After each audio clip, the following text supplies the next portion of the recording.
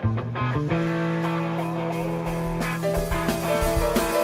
afternoon, everybody. Welcome to Trader Merlin Show. It is your Tuesday edition, or your, not Tuesday edition. Heck, it's our Wednesday edition because it's Nvidia's earnings after hours today. Wow. Popcorn trade of the day, I guess, coming through. It wasn't as volatile as I thought it would be. I thought we'd see much more significant swings, but lo and behold, we still had a pretty significant move in Nvidia today. So let's dive in. I'm going to run through a whole bunch of numbers here today. I was really scrambling to get this all prepared because obviously the numbers are still rolling out, and the press conference is going on right now, or the conference call is going on right now. So I wish I could watch that one, but I will be just going through some numbers. I'm going to run through, again, kind of all the big numbers as I was pulling from the reports and different financial sites, and try to get a general consensus as to what was good about Nvidia, what was bad about Nvidia, and what's their forecast going forward. So let me start things right away. We'll dive right into it. Numbers. As we look at the revenue, $44.1 billion. Now, this was surpassing analyst expectations of $43.3 billion, representing a 69% year-over-year increase. Pretty phenomenal numbers there for Nvidia. So right off the bat, revenue looking great. Number two, there is adjusted earnings per share. So earnings per share says 96 cents. It beat consensus estimate of 93. However, when you strip out certain components, their earnings was actually 81. And I'll show you that over here. Here's your numbers, 81. So that was kind of the high level. There was deductions taken and modifications made, adjusted income, if you will. And that adjusted number came out at 81 cents, which was below estimate. So it really conflicting depending on where you get your info from. But from what I'm looking at here, based off of the adjustments to their earnings per share, it actually did not look that great. They missed earnings by 4.71% and ultimately still moving up in after hours. So that's good. Back to our table. Number three, GAAP, Generally Accepted Accounting. So that is the adjustment that was made there. If you go to GAAP, which is the standard for accounting here in the U.S. and many parts of the world, 81 cents, which was below that estimate. Now, there was some talk about the cost of the H20 chip censorship, if you will, the limitations on sending those to different countries, those chips. And I think the number I saw in there was 8 billion, then I saw 5 billion somewhere else. And the assumption would be that if they actually had that extra earnings that was lost due in part to those trade issues, that they would have actually beaten the earnings. So I think watching the reaction of Nvidia in the after-hour session, you would think if you missed this much on your earnings, you would be getting crushed. But the main reason they're missing those earnings numbers is because a large chunk of it was due to the tariff wars, which will probably come back as soon as this is gone and behind us. Steve says, I hope Nvidia holds up before 155. I have covered calls sold. Well, it just started tanking a little bit. It was looking really good here in the after-hour session. You guys can see Nvidia.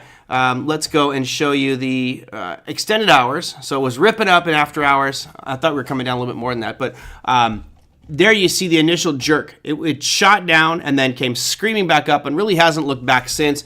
Right now in after hours, Nvidia's at 142, up 5.75%. So barring, actually, I don't know, Stephen. You may, if it really rallies here, you could have your covered calls get hit. But my guess is that by Friday, you'll probably be okay at 155. You know, right now the conference call is going on, and it would be interesting to see what Jensen Huang says about things going forward. And I'll go through some more numbers here just so we can kind of look at it at a high level. But the bottom line is, before we even go into this stuff, Nvidia is not a monopoly, right? Huawei's big competition. You've got Avgo could be competition as well. But they're leaps and bounds in front of anybody else with regards to cutting-edge AI chips. And right now, AI is where everyone wants to be. I marvel of it every single day on how much more I'm integrating AI components and tools to help me make my life more productive and eliminate some of the things I don't want to do. So NVIDIA's looking pretty darn good. Let's keep going with our numbers. And again, I'm going through rather quickly here today. Adjusted gross margin.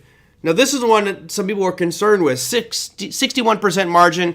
The estimated margin there was 71. So I would maybe color this one in red because that's not a good number there, right? When you see your margin start to drop like that, that obviously is not a good sign, but still 61% is pretty darn good margin. So maybe they'll come down to a normal level, but that was one of your bad pieces of data. And there weren't that many. Data center revenue. You had $39.1 billion, slightly below estimates of $39.2 billion. And again, this was driven by strong demand for AI chips. And I've got a friend of mine who is in the Nvidia space, and his whole argument to me is our data centers. He goes, not only do we have the hardware, but we also have the software and the housing facilities. So, we will be the king of kings there with regards to data control and AI systems. And I hard to fault him. So that's a pretty significant number there, 39.1 billion, although just barely below 39.2. And I guess if you look at the last quarter, right? Let's just go back the last 3 months and think about what's been going on. I imagine a lot of this is by businesses kind of saying, well, let's slow down here. The future's a little bit uncertain. Let's slow down on spending.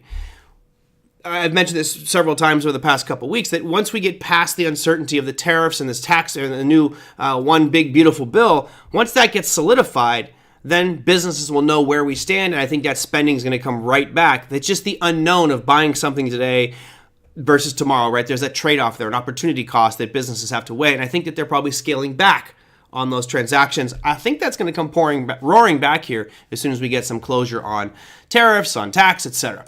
So exactly, Steven says 61% is outstanding for any other company. Absolutely. I don't care what company you run. If you got 61% profit margins, you're loving it. You're doing really good. Now, granted, 71 is better, but still, 61 is nothing to shake a stick at. I'd be pretty happy with that in my business as well.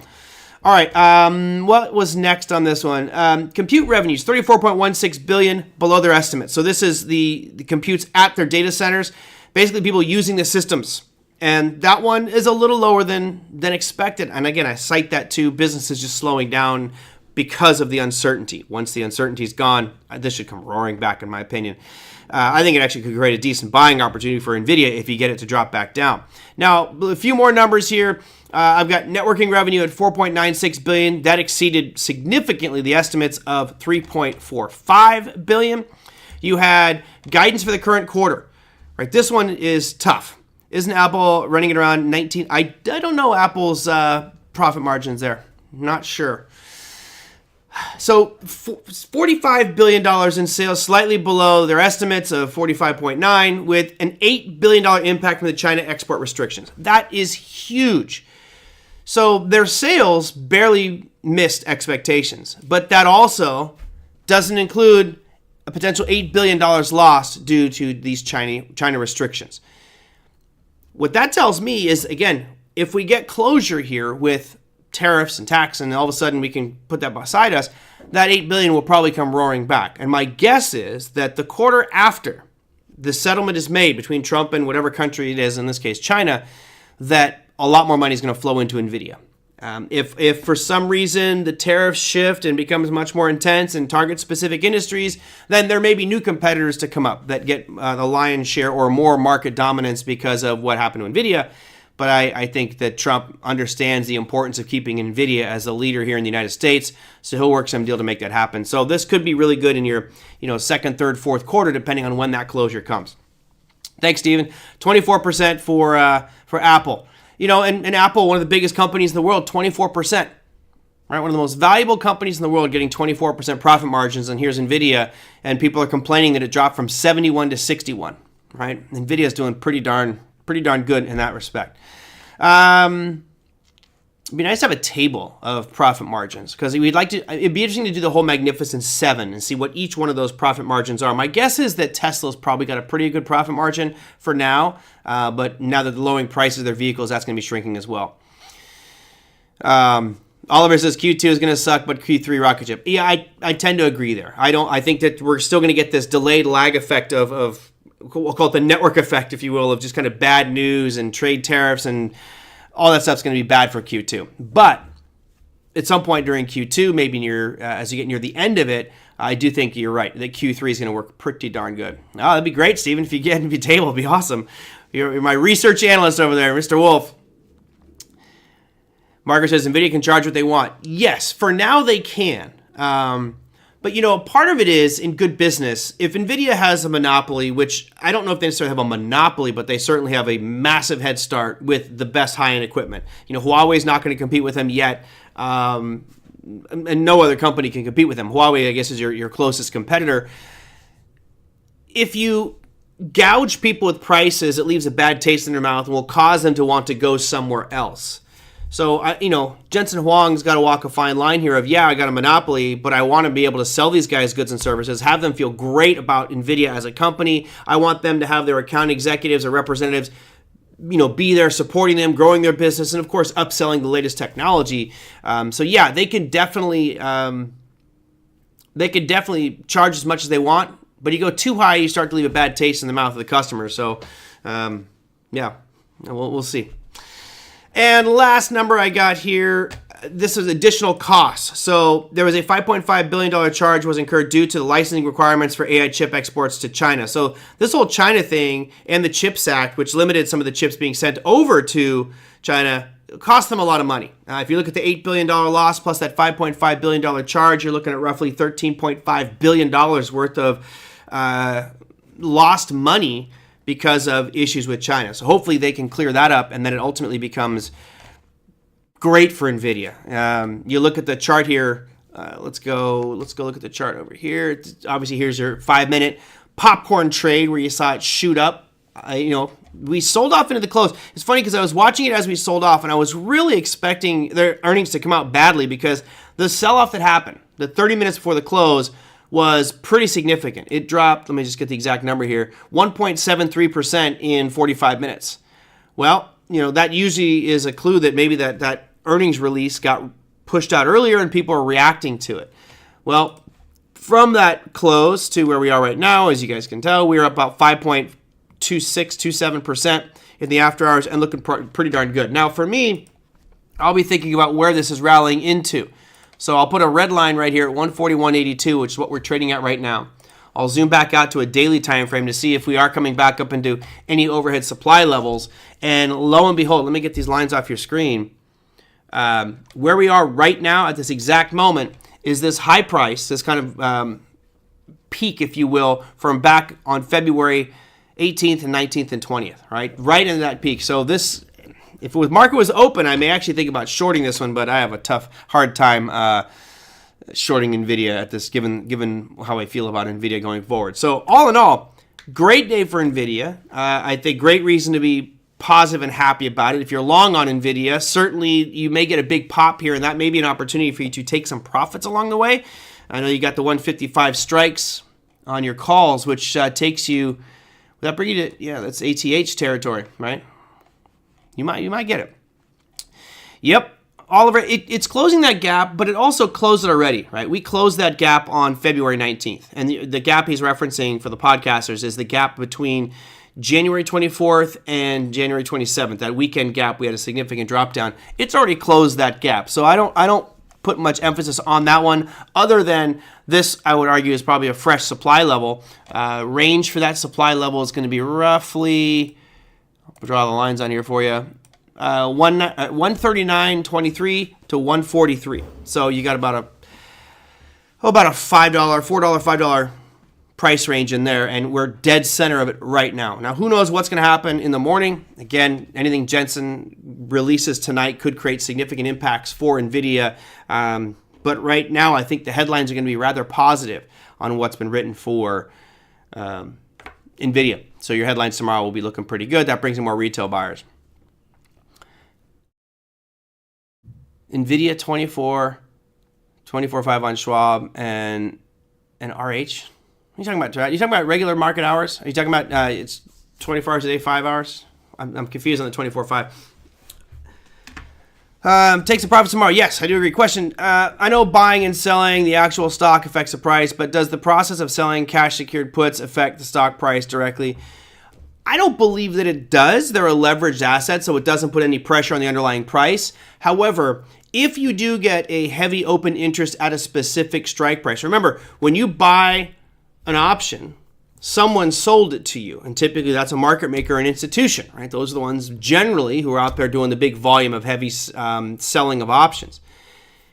They're on the hook. So if you do find a very a heavy loaded open interest strike price, there could be an institution that gets hurt badly if it closes above or below that number, right? So you could see some manipulation of price getting back to those levels. But I have tried to follow that in the past, and I'll be honest, I haven't found it really to give me any discernible patterns that give me an edge.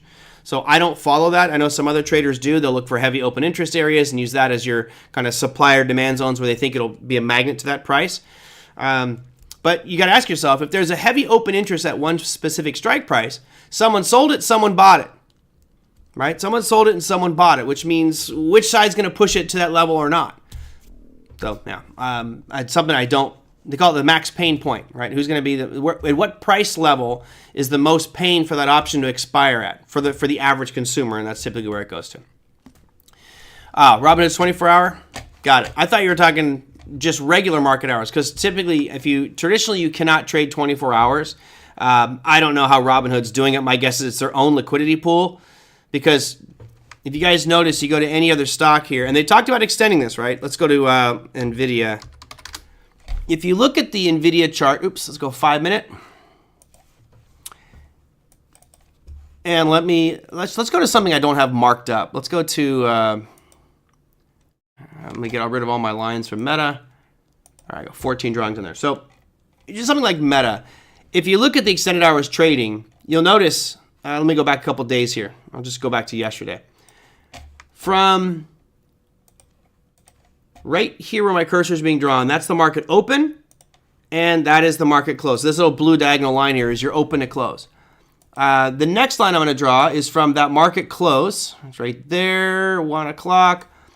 You'll notice it just keeps going to the PM and stops right there. So you're technically going to be stopping at 5 p.m. According to this chart here, right?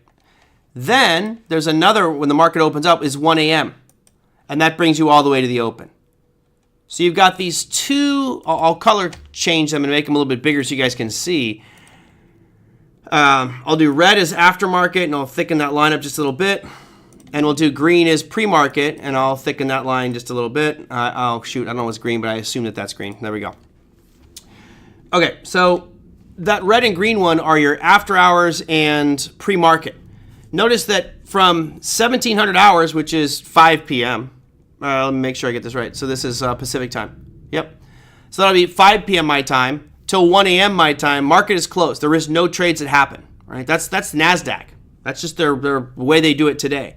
So if you're going to get Robinhood and be trading 24 hours, you really have to be careful because you're not dealing with the normal market, right? Look at the volume. Let me add volume on here at the bottom. And just take a peek at yesterday.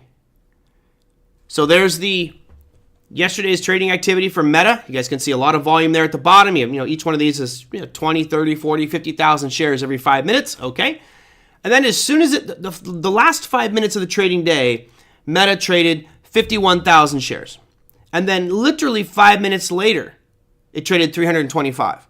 So, and this, by the way, is going through the NASDAQ and using their electronic system, which has much more liquidity than Robinhood does. If Robinhood's going to let you trade 24 hours, then really where this vertical line is on your screen, right there, between 5 p.m. and 1 a.m., that means you're trading off the liquidity of only Robinhood's customers. Because they're not accessing a centralized market. They have to create a liquidity on their own pools. This could be so unbelievably dangerous because there's no liquidity and it's detached from the actual market. I'll dig deeper into how Robinhood is doing that, but until the market says going 24 hours, like the NASDAQ or the New York Stock Exchange, it says open their doors to 24 hours, then be careful. I personally wouldn't trade 24 hours on Robinhood unless the market itself, the exchanges, were honoring 24 hours trading. And I do believe it's going to come at some point in the future once this becomes much more electronic. If you look at New York Stock Exchange, you still have a legacy system of specialists who are people who pay a lot of money to have their position and manage order flow physically. Yes, it does a lot of electronic stuff, and we're slowly pushing those people out of the equation. The NASDAQ has a system of market makers, which also pay for that privilege to be a market maker, but that's going away. Pretty soon it'll be all AMMs, or automated market makers, a concept that was actually pioneered by cryptocurrency and digital assets. Chad says Tesla on Robinhood 24 hours list 2. 1,051 tickers, that's a lot. That's a lot, but it's got to be very limited liquidity. Wow, Interactive Broker says it too? I'll check it out. I'll dig in that tonight and see what I find for you. let's take a step back from 24-hour trading, because I don't look at this at all. Because years ago, I made a lot of trades in this after hours. And really what would happen, I'll explain what I would do. So let's go and show you this chart right here. Let's go back another day just to make it easy on myself. All right, so let's say the market closes right there. Right, so the market closes and that current price on Meta was 627.23. So there's a little trick that I used to do, and luckily the markets have kind of fixed this, or the institutions have fixed this, I will say, because it's not just the market that did it. But it's kind of interesting, and maybe you guys can get a sense as to the old school games. Let me see. I'll just put the game. All right, now let me share my screen with you, and let's draw out what this game was. So when you have an order book, and you guys all know what an order book looks like, it's where you have your bid and your ask. Come on. Where's my red dot? It always takes forever to give me a darn dot. Okay, so here's your level 2 order book, and you've got the bid, and you have the ask. And you know, if we're using that example of Meta or Facebook, if you will, it would be 627, 620. 625, 620, 620, and keep in mind, it's like all the increments in between. So it would be $627.25 to 24, 23. And then over here in the ask, you got, man, I can't even think today, 628, 629, and it goes higher and higher and higher. So 630, and then you have, let's say, 640. So this is during regular market hours. There's always these buyers and sellers here. The moment that bell rings and the market's closed, all of a sudden this just evaporates. You see all the inside orders disappear, and all of a sudden these spreads are no longer a penny or 2 pennies. It's like $10, $15, $20 spreads depending on what stock it is. So what I was doing is I was actually putting an order out here on the bid and saying, I'll do a limit buy at 500. And the crazy part is, after hours, these markets would be so illiquid that all it would take, all these buyers, they don't have to be there. So there's no institutional involvement in the after hours session. So now all of a sudden it would be 620, and then you see a 600, and then it literally just drop 500, that much, with just a couple of orders. So there would be some days where I would come in the morning and I've been filled at $500, and the market's still trading at 628. So I made $128 per share for free. Crazy, right? Very, very, very crazy. This is what happens with low volume. Now, if you're using these systems, and I'll verify how liquid they are, you can tell right away that the current system, as it's been established for years, has extremely low liquidity. And this is the overall market. So if Interactive Broker are doing it, and Robinhood's doing it, and other brokerages are offering 24-hour trading, you're fishing in an even smaller pond. So just be very careful. They are probably doing the right thing, which is not allowing you to use market orders. So the reason I was capitalizing on this is people would do a market order in the after-hour session. They changed those rules back in 2001, I believe. 2000 or 2001, they removed market orders in after-hours trading.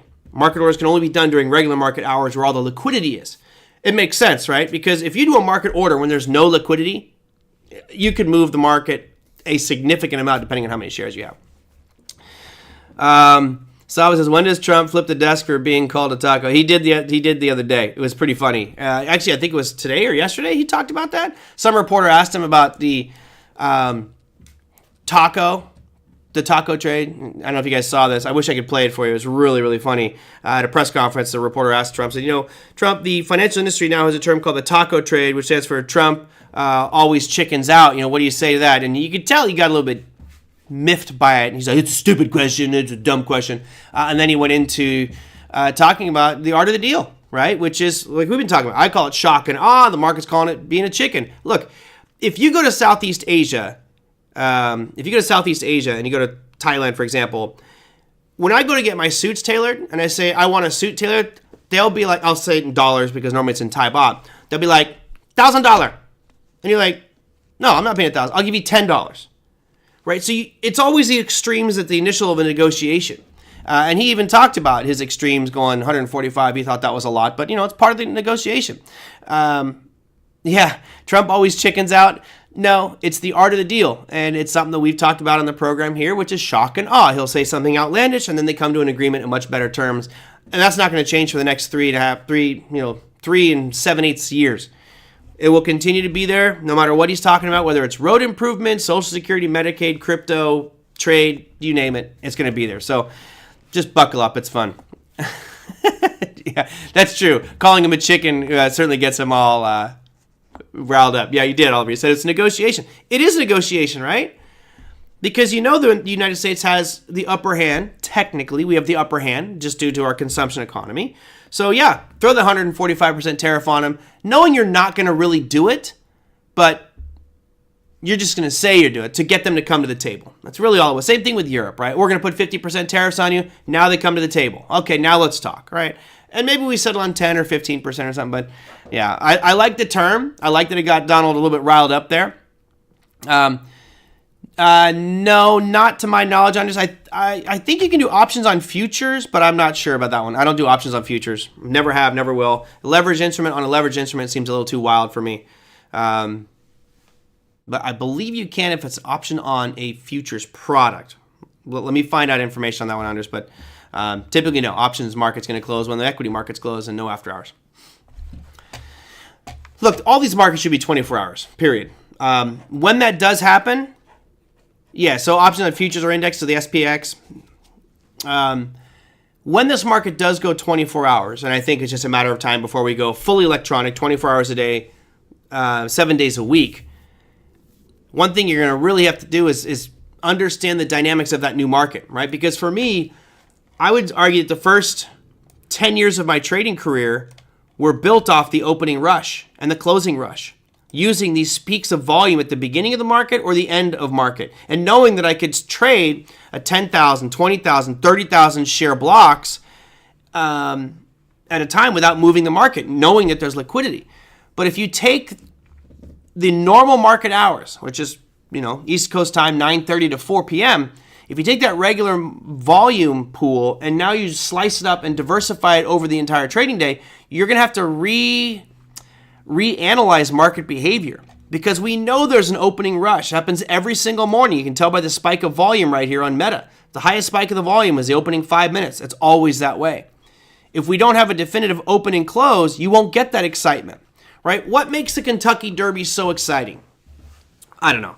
Maybe it's the alcohol, the costumes, but you spend all day getting excited for the Kentucky Derby, and then you just kind of mill about doing nothing, and then you start to get close to the TV right as the horses are going into the gate, right? And everyone's kind of quiet. You're kind of murmuring with yourselves when the horses get put in the gate. But as soon as that bell rings and that gate's open and the horses are off, you all start screaming and shouting, yeah, woo, woo, woo. That's trading, in my opinion, right? That's the excitement part.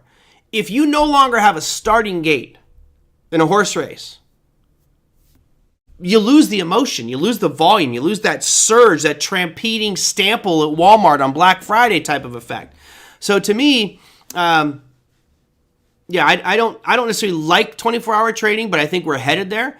And when it happens, we'll just have to reanalyze how do we trade things like the open, because there are patterns that happen on the market open based off of order flow from institutions. You see reactions to big announcements as well. For example, because of the numbers today, depending on what all the headlines are, you're probably going to get headlines very positive, which will cause the retail investors to put market orders in to buy Nvidia tomorrow morning. So what will most likely happen is Nvidia will gap up, and then it'll higher than normal. So let me go back to Nvidia chart here. It's just behavioral analysis, right? Here is Nvidia. We're selling off a little bit. Right at that overhead supply. Convenient. All right. You could easily see tomorrow morning, Nvidia, even though it's trading right now at, let's say, 140, it may actually open up at, let's say, 145. It'll jump up there because institutions are going to go, we've got all this built-in demand. We know we have buyers coming to us because we can see the orders that have been put in overnight. So they'll compile all the numbers and say, okay, to exercise all these buy orders, Our sell price is 140, 145, 150, whatever. They'll jack it up, and typically for the first 15 minutes to half hour, you'll see it up move, and then you get that morning reversal. 15 to 30 minutes in, and that's because of order flow. If we remove all of that, right? If we remove that pattern, well, then that little advantage that you would have is now gone. And that's fine. It's just saying that we have to reanalyze markets and figure out trading strategies to fit new technologies, new trading hours, etc. Could we buy puts tomorrow? You certainly could. Certainly could. It'll be interesting to wait and see what happens in the morning, but you could definitely buy directional puts tomorrow morning. If you look at that daily chart of Nvidia, though, you're definitely, let's put that right up there. I think if you end up in that 142 mark, somewhere in between that yellow box, which you've established is between 139 and 143, that might be a great shorting opportunity. However, if all of a sudden money comes pouring back in and rips us to new highs, you better have a stop loss in place, right? The ability to just jump out if you are wrong on that trade. But yeah, I think there's a pretty good probability that we're going to have Nvidia gap up and sell off, just because there's a lot of hype in it. This has been really anticipated. It's had a remarkable move. I mean, if you look at the move in Nvidia just over the past few weeks, as the entire market has had, but Nvidia, from its bottom to where we closed at today, looking about a 57% increase. Right now, in the after-hour session, you're about 63, 68, somewhere in there. There you go. He says, I don't want the market to trade 24 hours. I like the way it's structured, but maybe because, well, I don't know. Well, look. Our job is not to force our will on the market. There's your after-hours trading, Lisa. Not to force our will on it. Just know these markets are going to evolve, and as we do go 24 hours, it's important to understand the mechanics behind how that 24-hour time frame works. I will do some research tonight and see where that liquidity pool is coming from Interactive Brokers and Robinhood. My guess is that they are trading on their own internal order flow. Most of Robinhood is not your professional trader, right? I don't know one professional trader who is using Robinhood to trade. Right? Robinhood, no offense, sounds condescending and rude, but Robinhood is typically used for people with very small trading accounts. You got a few $100, maybe $1,000, right? You got smaller amounts, so you can start there. It's always been built as that kind of entry-level platform. If you're a much more savvy trader, you're not going to use Robinhood. Not gonna use Robinhood. I wouldn't advise it because Nvidia can change with quickness. Yeah. I will see on the open. I don't think you're going to find me shorting Nvidia tomorrow, but I might we'll see where it ends up. Mike says, if you look at Abercrombie & Fitch this morning, it's actually it's doing exactly what you just said, gapped up and then sold off on the order flow.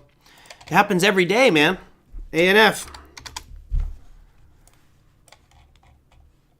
So there's your gap up today. So if you can see the earnings numbers after hours yesterday, but it doesn't really show very clearly here as a gap up, but let's show you on a daily time frame. So there's your Abercrombie & Fitch. You had a big gap up and pretty much sold off most of the day. Most of the time, it will actually rally up a little bit as the market makers are taking order flow in and buying pushes it up, but ultimately they'll break it down because remember, in many cases, an institution is going to be on the opposite side of your trade. So if you go to your broker, yes, some will send you straight through to the exchanges, meaning you're going to go to the NASDAQ or the New York. However, let's say you're connecting through broker XYZ, right? We'll keep them nameless. You're trading through broker XYZ. And I, as your broker, have an overabundance of Nvidia that I'm looking to take profit on. All right? I made a ton of money. Well, these retailers come buying in. I'm just going to sit there and keep selling all my shares to them because I need to get out. So I literally take the opposite side of your trade. So in many cases, you will be trading against your broker's order flow. This certainly is the norm with Forex, but it can also happen with stocks. They don't always have to go through to the market. Some will get passed through, some will not. Let's see. Steve says, at Robinhood, younger traders as well. My son started there because other platforms wouldn't allow him. Oh, nice. Yeah, and I mean, certain it has some good features. It's got some good functionality. I think it lacks a lot of the bells and whistles of better platforms, but It was designed really as kind of that millennial. When I first heard of Robinhood, it was like the millennial trading platform, right? Oh, hey guys, come here with just $100. You can trade here. Schwab doesn't want your $100. They want your 10 grand or 50 grand or 100 grand. All right, let's go and check out what's happening because of the Nvidia. Obviously, Nvidia being a big component is going to push this NASDAQ up. And you notice that in the after hours, I'll throw a 5-minute here of the NASDAQ, it erased most of the gains. So let me take this yellow box off. Sorry, I know I'm zooming all over the place. If you look at today's activity, that's the white space there. You know, it was a down day for the NASDAQ. You were looking pretty down, especially near the end of the day, and Nvidia has now caused that to erase almost all of those losses. It's only down 0.38% currently for the NASDAQ 100, and let's go see our top 8 here and how it impacted. Now, Bitcoin, we'll talk about Bitcoin in just a second, but it's a big day for Bitcoin with regards to political and conferences and events, but we'll go with the Russell 2000, and I'll come back to Bitcoin here in a second. Surprisingly, Russell not benefiting at all from Nvidia, right? It's actually lower in the after-hour session now, 1.02% today, looking pretty weak. Now, let me bring up the daily here because I do like to do my analysis on a daily. Again, I still think until we get above this 2100 mark, really 2125, I think you're going to see the Russell continue to struggle here. So it's got to get above that. If it doesn't, then you're going to be pushed lower. S&P 500 was only down 0.53%. It also got a little bit of a move up to because of the Nvidia numbers, but still 6,000 is in play. I clicked this on accident, but you guys can see I got a little moving average here. That 200 period moving average, we bounced off it a couple days ago, and the moving average is trending the upside. So the trend is your friend till the bend at the end on price.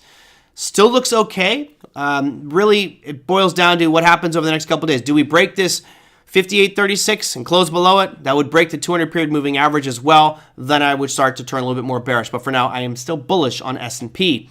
NASDAQ. So NASDAQ looking much better than the S&P. It's already broken above those most recent highs from late March. Now you're really about challenging all-time highs on the NASDAQ. And in the after-hour session, it's up just a little bit because of what went on with Nvidia. Now your gold picking up steam here. I'm being sarcastic. It just feels like it's done. It was so exciting for a while. Now we've got about a month of just chop between 3,200 and let's call it 3,500. Granted, that's a $300 range, plenty of opportunity, but not as exciting as it was the months before that. Just keep an eye on your price action here, which means where's the trend? You're still making higher lows. We're not making higher highs yet. So that I would say that's an argument for weakening here in gold, but you're still well above moving averages and still above this most recent pivot low on May 15th. So all in all, still good, but the telltale will be if gold sells off a little bit more and either breaks this low from May 15th or tries to rally and can't get back to this high from May 23rd, right? If it can't do that, then it most likely is going to start to drift lower. This is also that risk-off trade. When people are afraid of the equity markets, money flows into gold, and I think that that's been represented here over the past past few months, excuse me. Now all of a sudden, there's a little more optimism for equity. So if money comes out of gold, probably going to go into equity. So that ebb and flow of money and capital will be reflected on this gold chart. Now, I got my top 3 here. That dollar index. I still am in the camp of we're going to end up breaking this 98 level at some point. The trend is still down. Moving averages are down. Lower highs, lower lows. All in all, it looks really, really good for a short position. Your 10-year yield popped up a little bit today, but it's no big deal. We had a really big down 3 days for the 10-year yield. Again, I'm concerned with the higher lows here. Those higher lows could be pushing higher, and I do think we'll get back up to that 4.8 within the next couple of months and drift even more. And lastly, crude oil. Crude oil actually looks like it's forming an inverse head and shoulders pattern right now, but I'm still going off the trend line. I'm still going off the moving averages here. Looks like we're going to be drifting lower on crude oil, and there you go. Now, I saw Lisa say, Bitcoin and MicroStrategy breaking my heart. Well, the Bitcoin conference is going on right now, and I need to do more research because I want to know how these products are structured. But New York, the mayor of New York, basically saying, I want to be the first city in the world that is offering Bitcoin bonds. Now, I want to do more research on exactly what that means, how those products are structured, but this topic's been going around for a little while about Bitcoin bonds, and New York looks like they're going to be the first, and they want to be at this powerhouse of crypto and digital assets. You also had Senator Loomis saying very positive things about crypto and digital assets. So I think what you're getting at this conference, if you watch any of the interviews, is more about adoption, more about how we can utilize Bitcoin in day-to-day life. So you saw Jack, oh man, George, his name. He used to be this, oh, come on, Merlin. He used to own Twitter, and then he is now Block's CEO. Jack, wow. Oh my man, I just talk about a brain fart. Not Jack Mahler. Anyway, I forgot what his name is. Using his payment system, Square can now accept payments with Bitcoin anywhere in the world. Huge. Dorsey, thank you. Yeah, Jack Dorsey. Wow, thank you, man. My brain just completely said, we need to take a break, Merlin. It's been a busy day. Jack Dorsey. And that just is another step of adoption, which I mentioned yesterday. My idea for like a multi-billion-dollar idea, trillion-dollar idea would be maybe what Square is doing. Maybe Square is taking that idea and saying, we'll do Bitcoin. Now, Jack Dorsey is all about Bitcoin, right? He is a maxi. For him, it's all about Bitcoin. The other stuff is irrelevant. Someone's going to step up, and it could be someone like Justin Sun, because he owns Poloniex, which is an exchange, and set up that system. If I'm Justin Sun, this is what I would focus all my money on right now, is building that payment network where I can allow customers to buy and sell whatever they want and take delivery in whatever they want. Nothing like it exists today, and that'd be the trillion-dollar idea. Naum says, how can you tell when a stock is undervalued? Well, that's all fundamentals. If you're talking about valuations, you're looking at fundamentals. So you're looking at price to book ratios, you're looking at earnings per share, you're looking at all these trend metrics of how the company is performing. I don't do that. In college, I used to. And then I realized it was way too much work for me. So now that's not something that I do. I don't look at a company and say it's undervalued. I say it might be oversold, right? And that's going to be more technical analysis.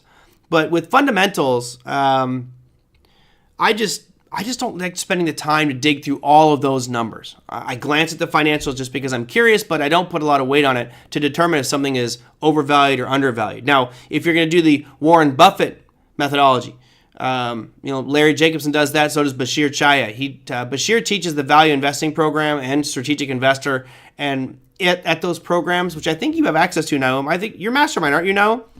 I would take Bashir's value investing class, which is exactly all that is looking at how do we find undervalued companies. And it's difficult when you have a market near all-time highs, right? How do you find something that's technically or fundamentally undervalued when everything seems to be, nearing all-time highs? So it's not something I look at.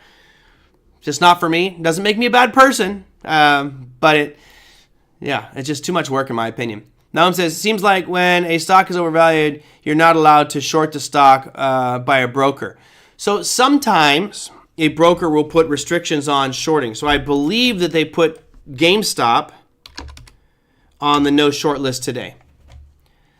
And, GameStop made issued a press release today saying they bought 4,000 Bitcoin. So now GameStop is trying to do the same thing as MicroStrategy. So Lisa, it's either value investing. I thought Bashir taught strategic investor as well. I know that Larry and Russ Allen also teach strategic investor, but I think that Bashir does as well. I'm not 100% sure on that one, but I think that he does. I know he has in the past. He does the value investing program as well. So strategic investor is more, how do I take my long-term retirement 401k stuff and maximize, not only maximize the right positions, but generate extra income streams on top of that. Value investing is finding the needles in the haystack. So to the question from Naum, there are moments where a company will put limitations and prevent you from shorting. Typically what happens is if it's been in like a panic sell-off, they're just trying to prevent it from going down further, which I think is BS. They should not stop something like that. But I believe they did today, they ruled out shorts. You couldn't short GameStop today, which silly, seemed like a pretty decent day to be shorting it. I think it was just a monster down day. It gapped up, and then at the end of the day, it was still down 10.85%. All right, so Bitcoin, as we look here at the chart, not really doing anything, just kind of sitting there going sideways, so it's not that exciting. And we could see that reflected in MicroStrategy today, MSTR. MicroStrategy getting a little bit of a pullback, and I'm nervous because MicroStrategy is now significantly below that 380. And again, I have the 380 calls against my position, but I also have 400 strikes expiring in June. And this will probably be the last time that I do multiple positions and big positions here on MicroStrategy. The speech that Michael Saylor gave at the Bitcoin conference doesn't make me feel comfortable with MicroStrategy. The fact that he's just extremely unwilling to show where his positions are at. In the documents and filings that he has filled out for the SEC, it shows a large chunk of it is sitting at Coinbase, which is pooled with other customer funds, which makes it risky, and also over at Fidelity, which makes it technically risky because it's not really his Bitcoin. Now, his Bitcoin is in something called a multi-sig wallet, which requires multiple signatures to move it, which prevents it from hacking and theft, so there's that. But yeah, even though the premium's so good and I like Bitcoin, I may just go back to IBIT, which will trade the underlying itself, the actual Bitcoin, as opposed to a leverage instrument. And right now, there's a lot of people talking about capturing the spread between these two, which is going long Bitcoin and shorting MicroStrategy because MicroStrategy is at a decent premium to Bitcoin right now. So that's not a very good sign for MicroStrategy going forward. Yeah, it makes me a bit nervous, especially because I've got not a huge position, but I have multiple positions on it at different strikes. And over the long haul, I think it'll be okay. But does that spread trade cause it to come ripping right back down? That could happen, especially if there's big money behind it, as there typically is. You can buy puts on GameStop this morning. Yeah, I don't touch GameStop though. I don't touch them. GameStop volatility is 115, even though percentile is a low around 122. Well, based off today's activity, GME is going to have a much higher implied volatility, just because it's ripping all over the place like this, right? All right, let me go into economic stuff because I want to make sure I can get through this and wrap it up. As far as today goes, obviously being the 28th here, we didn't have anything that was that significant. You had some Richmond Manufacturing Index, which is still below zero, which is not good. You have to have FOMC meeting minutes, but I think this was all overshadowed by the Nvidia. So here's your economic calendar for tomorrow. We do have more information here, and of course, GDP is going to start to take center stage. This is the second reading of GDP. So if you look at GDP right now, negative 0.3 is the expectation. My guess is it'll probably come out somewhere right around that. They always revise it a little. And then next month we get the final, and that will be a very, very important number. We also have several members of the FOMC speaking tomorrow. You've got crude oil inventories, natural gas storage. On the housing front, you can see we have pending home sales as well. They're expecting a significant contraction there from 6.1 to negative 0.9. So as you can see here, for the past few years, we've been chopping above and below zero repeatedly here for pending home sales, and expectation is we're going to come out at negative 0.9. On the earnings front for tomorrow, nothing as exciting as Nvidia, but we do have Costco reporting earnings. You've got Dell Technologies and what else on there? Marvell Technology. Other than that, lots of foreign companies reporting earnings. All right, and last one here before we get out. Lisa says, look at CoreWeave. Premiums right now, they're paying really good. I've been doing well with it. Oh, yeah, Nvidia, I believe Nvidia owns, it's either 8 or 13% of CoreWeave. So let's go check out CRW. I love it. I'm sure the option premium is fantastic. I have an issue just personally when something moves this parabolic this fast. If you look at the rate of return just over the past couple of months, in 26 trading days, this thing's up 246%. That's unsustainable. It's an unsustainable move. So while I'm happy the premiums are really high, I'd prefer something that would be trending a little smoother and not have this crazy wild volatility, because when you have something that moves this much, profit taking is going to come in. And I don't know if that started today or what, but we were down 6% today. It's up 3% in the after hour because of its ties to Nvidia. But yeah, this is a bit too sharp of a move up for me to be that excited about it and want to trade it. Because let's say you sold puts and you're like, oh, I'll do these $90 strikes, and it's currently trading at 120. It's $30 away, no big deal. Well, it could fly through that if profit taking comes in. So be careful with that one. Steven says, home sales falling is not good for builders. Exactly. If pending home sales are falling, then new home sales are going to be falling as well. Especially if we see that 10-year continue to move up, that's going to put even more pressure on it. So yeah, if you look over just the past 2 months, that 10-year has risen significantly, and that's going to put pressure on homes. So this isn't a crash, doom and gloom thing. It's just saying that expect the market for housing to slow down a little bit. I'm already seeing prices drop in my neighborhood. I've been looking at some properties in other parts of California, and a lot of, price dropped 100,000, price dropped 200,000, because people are just wanting to get out of their positions, get out of their homes, and lock in some profit, probably leave the state of California. Should have been 2 weeks ago. Yeah, right. Shoulda, coulda, woulda, right, John? All right, everybody, that's going to do it for me. We've got your Nvidia, which looks absolutely fantastic. We talked about earnings, forecast for it. Look, Nvidia may have a rocky quarter. I think it could have a rocky quarter, but all in all, Jensen Huang is smiling like this because his company's doing damn well. Absolute leader in its space, and probably going to continue to dominate this space once we get past these headwinds of political strife that's been going on. So that's it for today. I will see you guys Thursday. If you have something you want me to talk about on tomorrow's show, I have the morning free. Man, I've been so busy with building things and working in educational content and video production. I have very little time to focus on this show. But if you send me a topic for tomorrow or something you want covered, please do so. TraderMerlin@gmail.com or down below any of the YouTube videos, and I will get to that on tomorrow's show. Take care, everybody. Have a fantastic remainder of your day. See you tomorrow.